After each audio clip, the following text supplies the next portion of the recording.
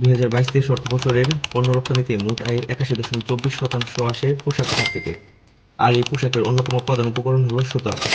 কখনো কি এটা চিন্তা করে দেখেছেন কিভাবে সুতা তৈরি করা হয়? আমাদের দেশে যে পরিমাণ তোলা হয় তা দিয়ে দেশের পোশাক শিল্পের ন্যূনতম চাহিদা পূরণ করা সম্ভব নয়, কেননা শিমুল তুলার যে ঘনত্ব তাতে পরিপূর্ণ সুতা উৎপাদন করা খুবই দুর্বিষহ। এখানে যে তুলাগুলো দেখতে পাচ্ছেন তা বিভিন্ন দেশ থেকে আমদানিকৃত, এবং এই আমদানিকৃত তুলাগুলো দিয়েই দেশের পোশাক শিল্পে তুলার চাহিদা পূরণ করা সম্ভব হচ্ছে। আজকের এই ভিডিওতে আমি দেখাবো কিভাবে তুলা থেকে সুতা উৎপাদন করা হয়।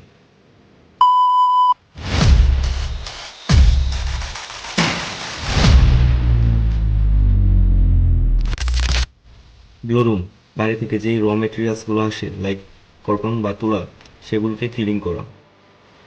এক কথায় ব্লোরুম সেকশনের মেইন কাজ হচ্ছে কটনগুলো ওপেনিং করা এবং ক্লিনিং করা।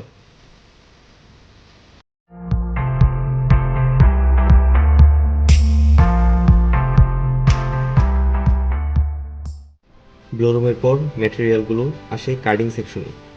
কার্ডিং এর কাজ মূলত তুলার মাঝে থাকা বিভিন্ন অপদ্রব্য, যেমন ডাস্ট, ট্রাস্ট, শর্ট ফাইবার, সেগুলোকে তুলা থেকে আলাদা করা। তারপর আলাদাকৃত তুলাকে ল্যাব ফর্মে ফিড দেওয়া এবং স্লাইভার ফর্মে ডেলিভারি দেওয়া। এই কার্ডিংকেই মূলত বলা হয় হার্ড অফ স্পিনিং।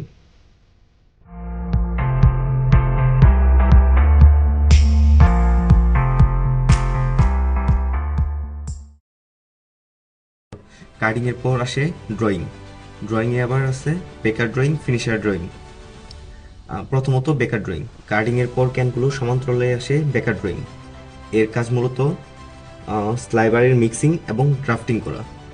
বেকার ড্রয়িংয়ে ড্রাবলিং দিচ্ছে 6/1, অর্থাৎ 6টি স্লাইভার থেকে একটি ক্যান বের হচ্ছে। এবং তারপর আসে ফিনিশার ড্রয়িং। এখানেও মিক্সিং এবং ড্রাফটিং, এখানে হয় 8/1। এটাতে আরও অনেক বেশি কটনগুলো ইউনিফর্ম হয়ে বের হচ্ছে।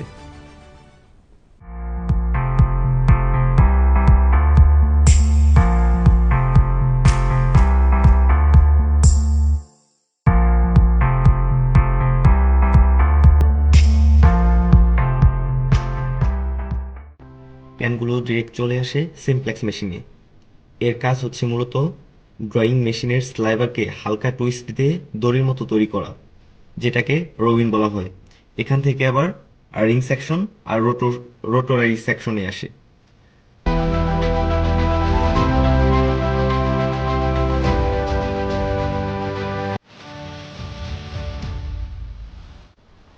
রবিন থেকে সিমপ্লেক্সের মাধ্যমে রিং সেকশনে আসে, তখন সেখানে বিভিন্ন রকম কাউন্ট বা সুতা তৈরি করা হয়, যেমন 10 কাউন্ট থেকে 60 কাউন্ট পর্যন্ত সুতা তৈরি হয়ে থাকে।